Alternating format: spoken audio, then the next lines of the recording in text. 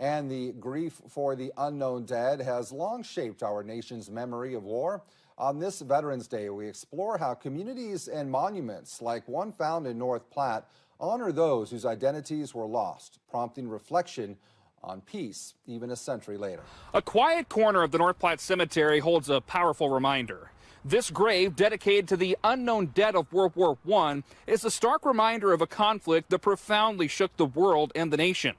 The term unknown dead became a national expression of grief and an attempt to honor countless soldiers whose identities were lost in the unprecedented carnage of the Great War. It was really common in the early 1920s. The war ended at the end of 1918.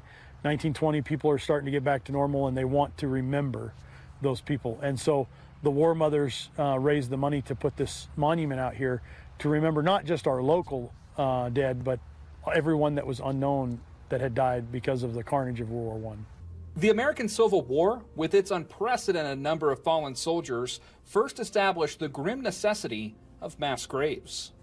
For example, at Gettysburg, all of those soldiers were just left by both armies, as well as all the dead horses were left. And it was the people of Gettysburg that had to bury them. So what do? You create mass graves to bury them in temporarily.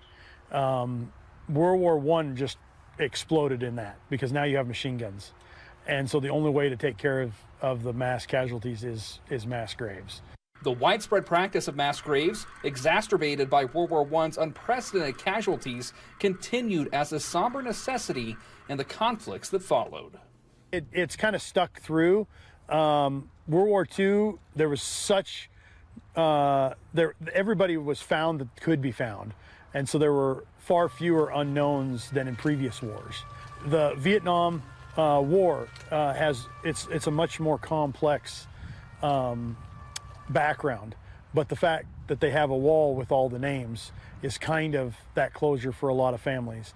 There weren't the public monuments to Vietnam veterans because of the stigma that was surrounding the war. But that monument was kind of a way of doing the same thing, but on a national level. Even a century later, the unknown dead compel us to reflect on peace, along with the lessons learned from unimaginable conflict. Reporting in North Platte, I'm Tristan Winder, KNOP News 2.